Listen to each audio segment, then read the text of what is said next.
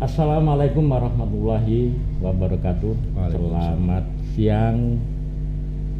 Bertemu kembali di podcast Betari Podcast. Sampai sing duwe lali jenenge. Baiklah, sahabat Betari Podcast, pada siang hari ini momennya sungguh luar biasa karena bertepatan tanggal 22 Maret. 22 Maret ini adalah sebuah hari peringatan air sedunia. Nah, pada siang hari ini kita kedatangan tamu yang sangat istimewa. Beliau adalah seorang pengamat lingkungan, juga pekerja lingkungan. Beliau juga alumnus ITS jurusan teknik lingkungan, kemudian pasca sarjananya agak murtad. Masih nyambung. Masih nyambung. Ya, betul. Sedikit ya, dari manajemen sumber daya manusia ya, Mas. Manajemen sumber daya lingkungan. Oh, sumber daya lingkungan. Ya. Oh, berarti ya enggak murtad lah. Ya. Kira begitu. Pada pagi siang hari ini, kawan-kawan semuanya pecinta podcast Betari, beliau adalah Mas Amin Kurniawan. Mas Amin Kurniawan ini sudah lama sekali dia bekerja atau concern pada persoalan-persoalan lingkungan, terutama persoalan-persoalan lingkungan yang ada di Jombang maupun di luar Jombang tentunya. Nah, pada siang hari ini kita ingin ngobrol santai dengan Mas Amin tentang soal air. Nah, ini kebetulan momennya pas, Mas ya. Konservasi peringatan Hari Air Sedunia. Ya. Coba Mas Amin. Ini kawan-kawan kan nggak ngerti ini apa yang dimaksud dengan kenapa kok sampai muncul Hari Air Sedunia. Jadi begini Pak Imam, saya ini perdana nih ya, ada hadir di podcast ini baru pertama kalinya buat saya. Jadi kenapa ada Hari Air? Hari Air itu ditetapkan oleh PBB sama dengan Hari Lingkungan Hidup. Jadi karena isu air itu sebenarnya bukan isu lokal ya, jadi sudah jadi isu global. Negara dimanapun di dunia menghadapi itu.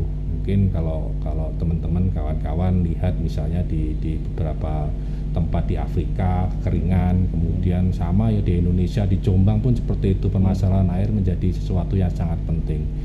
Karena itu kenapa kemudian PBB menetapkan 22 Maret kebetulan pas hari ini untuk pengingat buat kita bahwa isu air adalah isu strategis yang kita hadapi di masa lampau, masa ini dan masa sekarang. Itu mungkin Pak. Jadi bertepatannya tahun 1992 ya ini. Iya. Ketika sidang umum PBB 42 ya. Ke 42 ya. Nah, aktivitas-aktivitas dalam peringatan Hari Air Sedunia ini tentu dari kawan-kawan lingkungan itu mempunyai aktivitas yang macam-macam begitu ya. Kira-kira apa saja itu aktivitasnya? Saya kira banyak ya. Artinya kami bersyukur kalau saya bekerja di Dinas Lingkungan Hidup, selama ini kami banyak disupport oleh banyak teman-teman komunitas, baik itu di lingkup pendidikan, kemudian penggiat lingkungan, kemudian masyarakat di desa yang support kami di berbagai kegiatan lingkungan. Jadi kalau kita bicara isu yang kita bicarakan hari ini terkait dengan konservasi air, terkait dengan Hari Air, kemarin kami Jumat kemarin kami bersama teman-teman dari LMDH, Lembaga Masyarakat Desa Hutan, juga melakukan konservasi, melakukan penanaman di sempadan sungai dan sempadan mata air. Hari ini juga di Bareng kebetulan ada teman-teman dari pihak swasta korporat juga melakukan penanaman di sepadan sungai di Bareng, dan dukungan itu terlihat di semua lini saya kira, dan salah satu yang upaya yang luar biasa juga dilakukan oleh teman-teman di sekolah, mulai dari bersih sungai dan yang lainnya juga dilakukan secara partisipatif dengan masyarakat dan pihak pelajar dalam hal ini. Itu intinya konservasi air ya. Iya. Kalau konservasi air itu di apa itu kacamata orang-orang lingkungan itu pengertiannya gimana? Kalau di pemahaman kami itu kan ikhtiar penyelamatan dan pelestarian. Kalau di BCB itu ya. Tapi kalau dari sisi ilmu lingkungan itu pengertiannya mungkin ada pengertian teknis yang lain begitu. Iya. Sebenarnya kalau kita ngomong pengertian kita harus melihat dan membaca dari kacamata yang sama gitu, Pak Imam. Kenapa kemudian kita ditarik ke kenapa harus air itu harus dilakukan konservasi gitu. Artinya kacamata itu harus kita samakan dulu. Kalau kita bicara kondisi air gitu, saya yakin di teman-teman di seluruh dunia juga menghadapi itu, mulai dari penurunan kualitas. Kemudian kita bicara penurunan jumlah, penurunan kuantitas. Kemudian kita bicara juga bukan cuma di sungai tapi juga air tanah kita juga dalam kondisi yang memprihatinkan. Kemudian kita bicara kalau ngomong kuantitas, eksploitasi air kita luar biasa. Artinya yang kita dorong bersama adalah melakukan upaya-upaya yang untuk menyimpan air secara maksimal ke dalam tanah. Kalau kita bicara air tanah itu kan yang paling mudah dan paling layak untuk dikonsumsi oleh masyarakat. Kita ngebor 10 meter, ngebor 8 meter sudah bisa dikonsumsi untuk sehari-hari. Karena itu upaya yang kita lakukan ya salah satunya kalau kita bicara konservasi mulai dari melakukan penanaman pohon. Kemudian kalau kita bicara kualitas air ya mulai dengan kegiatan pembersihan sungai dan yang lainnya. Tapi sekali lagi ini kalau di dunia medis ini kan cuma pengobatan ya. Kalau kita ngomong pencegahan ya mulai dari banyak hal yang harus kita lakukan, kesadaran masyarakat harus kita tumbuhkan dan yang lain-lainnya. Ya. Artinya sejauh mana sih sebenarnya kok air itu sampai dibikinkan hari segala itu? Sangat penting ya. Kondisinya air sekarang ini loh. Terutama di Jombang sendiri. Saya cerita di Jombang ya. Kebetulan karena saya sangat sering berada di Wonosalam. Katakanlah kita Wonosalam ini adalah kawasan paling ujung ya. Jadi sumber air sebagian besar di Jombang ini kebetulan ada 198 mata air yang tercatat di Kabupaten Jombang. 70%-nya ada di Wonosalam dan Bareng. Artinya kalau kita ngomong hulu sungai ya hulu sungai itu ada di Wonosalam. Kita bicara kuantitas dulu. Jumlah air di mata air yang ada di Wonosalam sekarang kalau kita lihat trennya semakin menurun. Menurun karena mungkin pohon di sempadan mata airnya sudah hilang atau sudah ada alih fungsi, baik itu untuk kegiatan pemukiman atau untuk kegiatan pertanian, perkebunan. Kemudian kita bicara kualitas, kita bicara kualitas. Sekarang kalau kita bicara anak-anak di Wonosalam sudah nggak ada yang mau bermain air di sungai. Baik itu di hulunya, di ujung sungainya kondisinya sudah sangat tercemar. Baik itu minimal oleh kotoran ternak. Jadi ini keprihatinan buat kita semua. Jadi kalau di sana secara visual aja kita nggak usah nguji lab ya, airnya sudah dalam kondisi hijau dan penuh sampah, terutama sampah plastik. Jadi itu keprihatinan kita kalau kita bicara di hulu sungai. Belum lagi kita bicara sekali lagi kalau kita bicara lingkungan, tantangannya ketika kita mengejar pembangunan ekonomi tidak bisa kita pungkiri ya, artinya pemerintah pusat sampai dengan pemerintah daerah kita mengenjot investasi. Sekali lagi ada perubahan lahan yang akan luar biasa, baik itu untuk kepentingan industri, kepentingan pertanian dan perkebunan. Kepentingan industri sekali lagi kalau kita membangun misalnya ada satu pabrik, kebutuhan airnya juga luar biasa, artinya akan mengeksploitasi, mengambil air tanah kita yang demikian besar. Begitu juga untuk kegiatan pertanian dan perkebunan, bahkan kebutuhan sehari-hari kita artinya kalau di standar kebutuhan air kita rata-rata 100 liter per orang per hari. Kita kalikan misalnya di rumah ada 5 orang, itu sudah 500 liter per hari kali 1,3 juta penduduk Jomblang. Itu jadi problem ketika kita bicara air. Kebutuhan sehari-hari, pemenuhan kebutuhan ekonomi kalau kita bicara investasi, tapi juga kita harus menjaga keberlanjutan itu untuk anak cucu dan masa depan kita. Artinya masyarakat Jombang ini sangat menggantungkan diri untuk kebutuhan airnya itu dari sumber Wonosalam, begitu artinya? Iya, salah satu kalau kita bicara kawasan penyangga wilayah Jombang, salah satu yang dari fungsi daya dukung lingkungan yang paling penting adalah kawasan Wonosalam. Sementara kualitas sementara air, ya sekarang tantangannya seperti itu, kualitas airnya juga sudah mulai terganggu dengan menurun kegiatan-kegiatan manusia ya. Ada pencemaran ya, baik dari kegiatan air, peternakan sapi. Sana kan kebetulan ada sentra, banyak sekali sentra ternak sapi perah ya. Kemudian sampah juga kita pungkiri ketika Wonosalam didorong untuk pengembangan wisata, balik lagi ada faktor lingkungan yang akhirnya terganggu, diantaranya volume sampah yang akan meningkat dan itu yang terjadi. Kita nggak bisa tutup mata bahwa mungkin lingkungan ini masih belum, dalam tanda kutip, masih belum banyak diperhatikan oleh masyarakat. Ya. Gitu. Nah, untuk metode konservasi air yang sementara ini digunakan ini kan ada berbagai macam ya, seperti yang sempat saya lihat-lihat di satu teks itu.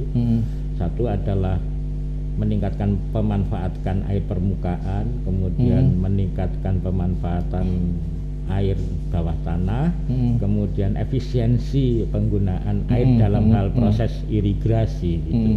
Nah, melihat situasi yang seperti begini, kira-kira metode apa yang dilakukan untuk di Jombang itu sendiri gitu? Saat ini kami mencoba mendorong memaksimalkan penambahan imbuhan air tanah. Artinya ini mungkin mungkin teman-teman masih ingat ketika kita belajar hidrologi atau ilmu fisika atau ilmu bumi ya. Kalau kita bicara jumlah air di dunia kan sebenarnya tidak pernah berubah ya. Katakanlah misalnya ada 100 kubik air di dunia yang berputar di dunia, ya jumlahnya dari zaman Adam sampai sekarang juga sama. Yang berbeda adalah bentuknya. Jadi mungkin yang dulunya berupa air atau sekarang mungkin menjadi es atau seperti itu. Atau yang berbeda adalah kualitasnya.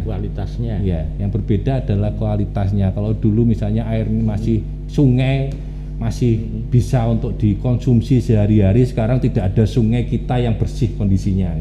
Kecuali butuh treatment, kecuali butuh pengolahan. Dan pengolahan itu butuh biaya. Itu yang juga mungkin harus disampaikan juga Pak Imam. Jadi kalau saya lupa menambahkan, semua hulu sungai kita itu mengalirnya ke Brantas, dan Brantas itu digunakan sebagai air baku, air minumnya untuk PDAM di Jombang, kemudian Mojokerto dan Surabaya.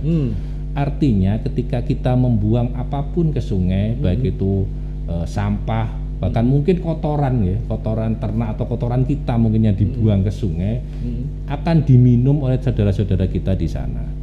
Dan ketika air itu semakin tercemar, otomatis biaya untuk pengolahan air akan semakin besar, dan tentunya akan menjadi beban buat konsumen PDAM yang ada di Jombang, Surabaya dan Mojokerto.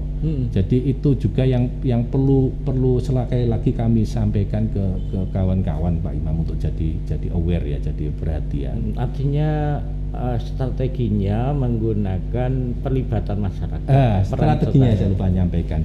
Jadi kalau tadi panjenengan bertanya terkait dengan strategi apa yang kami lakukan, sekarang kami mendorong untuk memaksimalkan imbuhan air tanah. Kalau tadi saya sampaikan bahwa imbuhan air tanah itu apa, Mas? Memasukkan air hujan secara maksimal ke dalam tanah.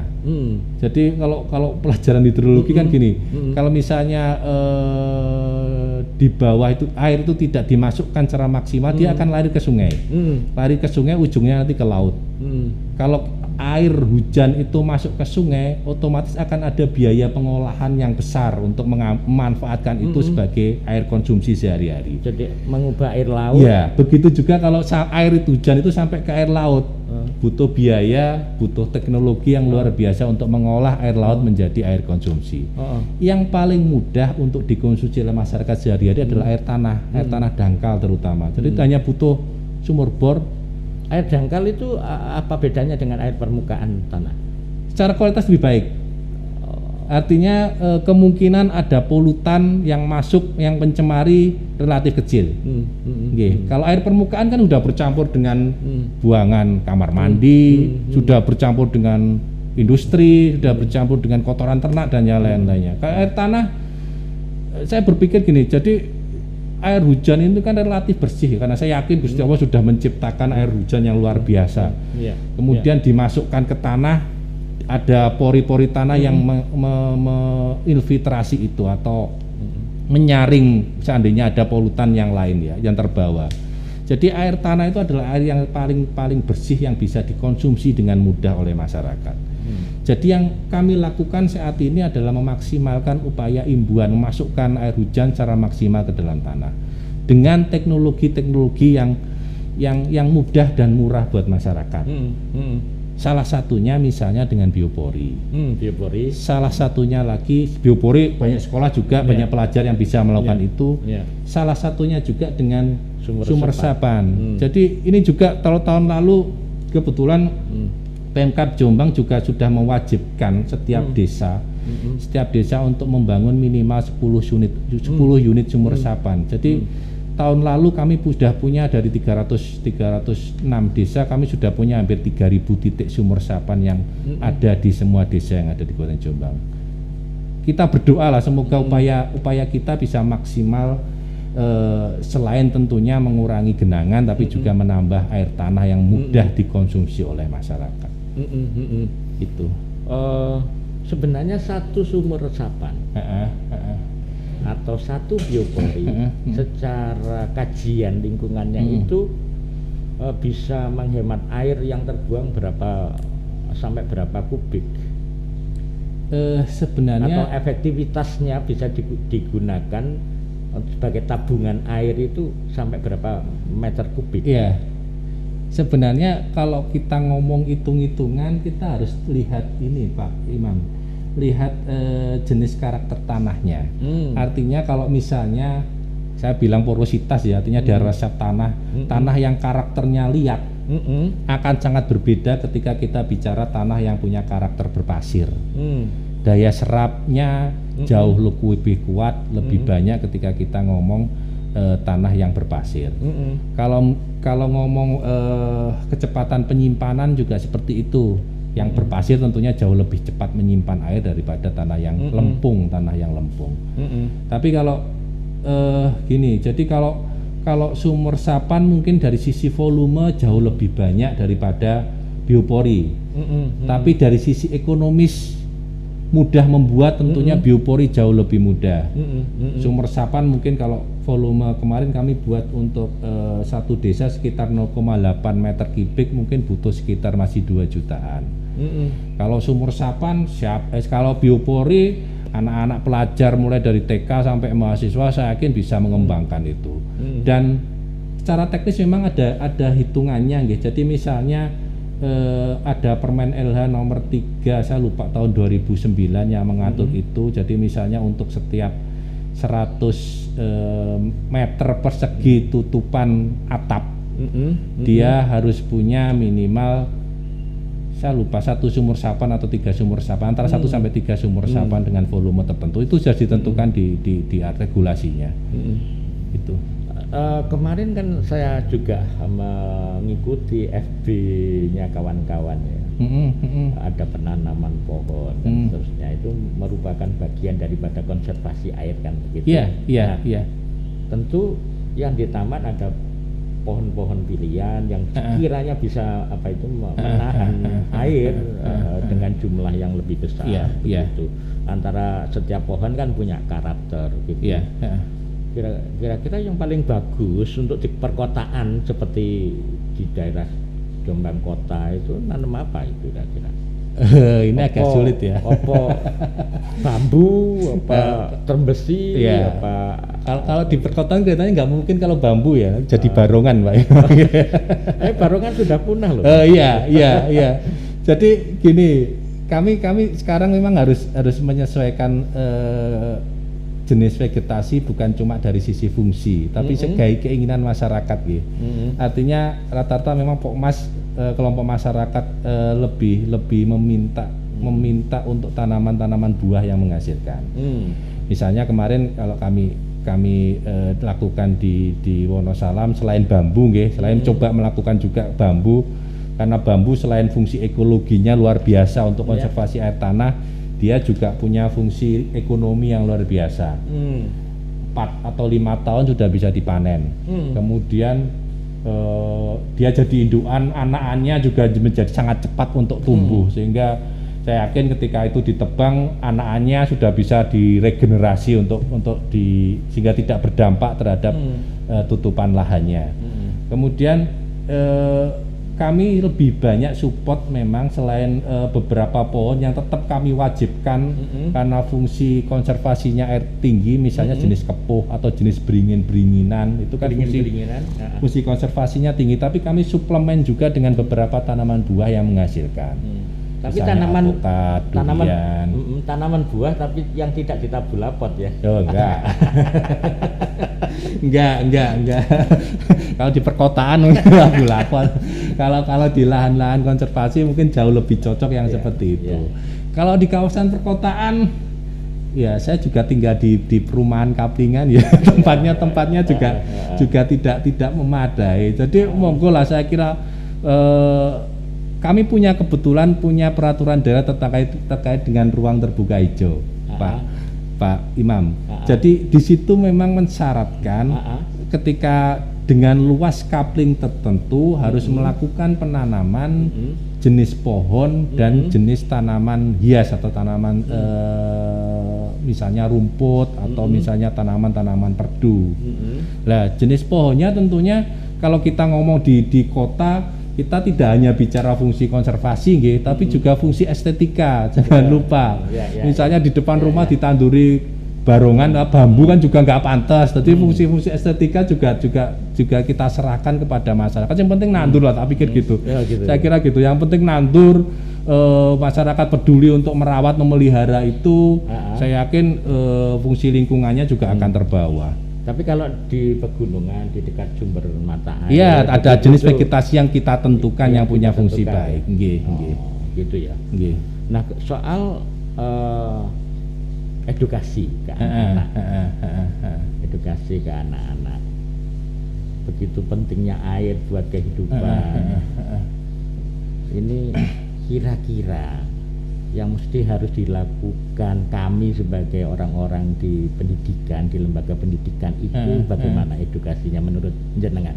Iya, saya sebenarnya ikut nitip juga ya, artinya teman-teman di sekolah yang setiap hari berinteraksi dengan pelajar, dengan siswa sebagai pengganti orang tua ya di masa-masa sekolah tentunya, banyak hal yang bisa diintegrasikan di pelajaran ketika kita bilang pentingnya menyampaikan pentingnya air dan apa yang bisa kita lakukan terkait dengan perlindungan dan pelestarian air.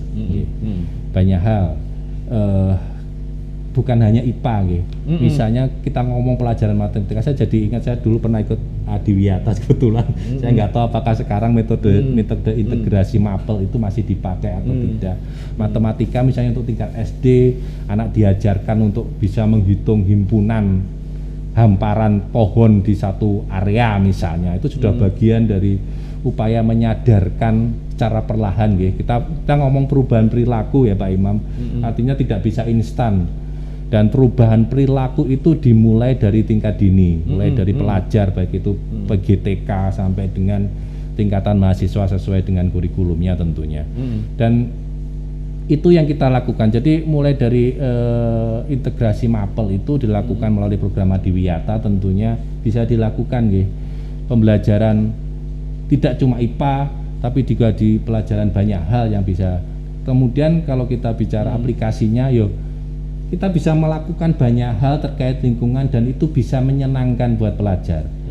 Kami lakukan itu. Kebetulan kalau di dulu kami punya Taman Gahati di Panglungan Wonosalam, ternyata melakukan, kita coba bawa anak-anak melakukan identifikasi mandiri terhadap tambuhan, terhadap pohon, itu jadi kegiatan yang menyenangkan ternyata buat pelajar. Jadi tantangan buat teman-teman di sekolah, mari kita cari metode pembelajaran lingkungan yang paling menyenangkan buat pelajar, masyarakat, pelajar bisa berinteraksi dengan mapelnya, kemudian melakukan itu secara sederhana, membuat biopori, kemudian menanam pohon, mengidentifikasi tanaman dan banyak hal yang bisa dilakukan. Begitu. Pembibitan, ya, betul, yang bisa dilakukan. Pemilahan sampah, kalau kita bicara isu sampah, itu mungkin. Kalau di SD itu memang ada buku-buku teks yang bertema lingkungan, Mas Amin.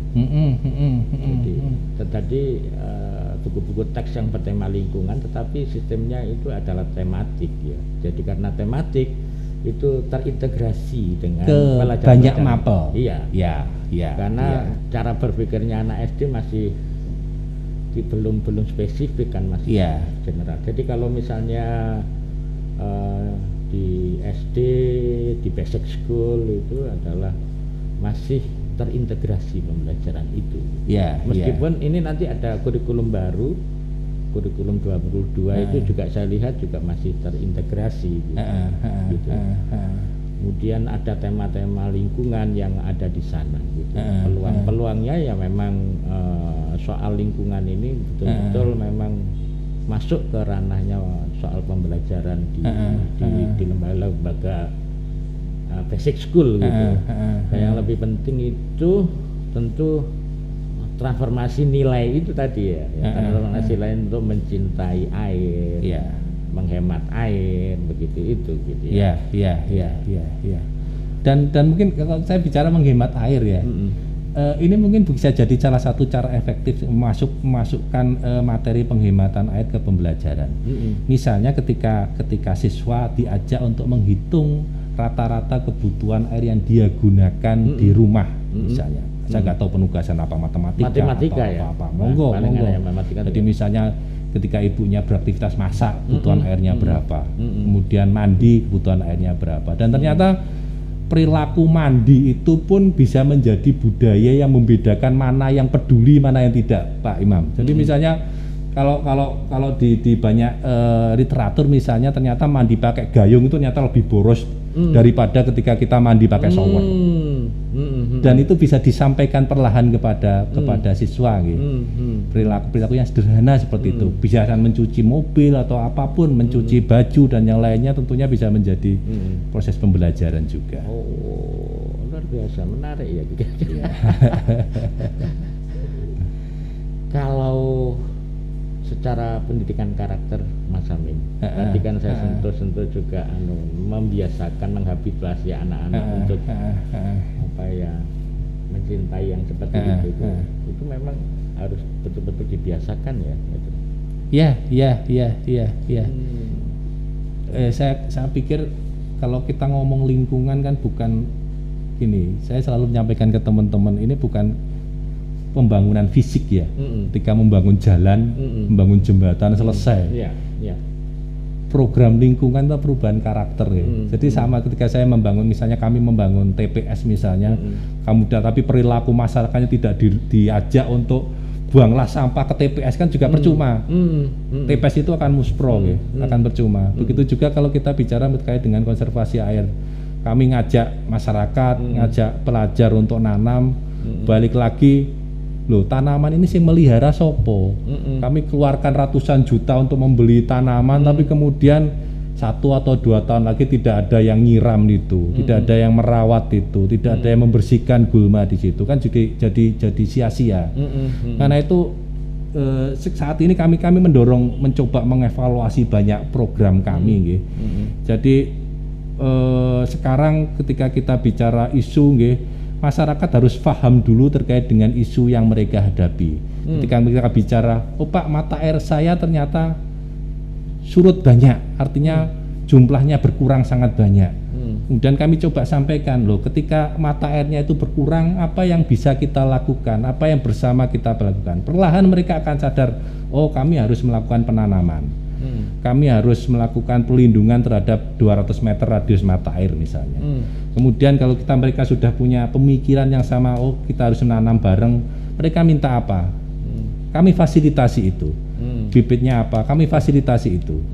Kemudian kita ajak mereka untuk melakukan penanaman bareng. Dan ketika melakukan penanaman, kami baik lagi, kami nggak mungkin kemudian kami datang ke sana setiap bulan untuk nyirami, membersihkan gulma dan yang lain-lainnya. Ya kami titip ke masyarakat untuk bisa menjaga itu. Artinya nanti kalau misalnya 4 atau 5 tahun kemudian pohon yang ditanam mendapatkan hasil, ya itu bisa menjadi tambahan ekonomi buat masyarakat. Jadi fungsi, itu untuk menjaga keberlanjutannya. Fungsi sosial ekonominya jalan. Iya. Oke Mas Amin, ini sebuah pembicaraan yang mungkin tidak terasa sudah jarum jam menunjukkan waktu 30 menit ya ternyata ya. Tentu ini moga-moga kita bisa dipertemukan kembali untuk membincang soal lingkungan, dan saya pikir ini adalah sebuah awal pembicaraan kita tentang menyambut atau menyongsong atau memperingati memperingati bentuk peringatan Hari Air Dunia. Terima kasih Mas Amin atas kehadirannya. Semoga aktivitas untuk mengawal lingkungan, mendedikasikan diri di lingkungan sukses. Dan tetap mohon dukungannya, Pak. Siap. Saya pikir begitu Sobat Betari. Terima kasih atas kehadiran narasumber kami pada siang hari ini, dan terima kasih atas perhatiannya. Terakhir, bahwa salam kami Betari berbudi dan berprestasi. Assalamualaikum warahmatullahi wabarakatuh. Waalaikumsalam warahmatullahi wabarakatuh.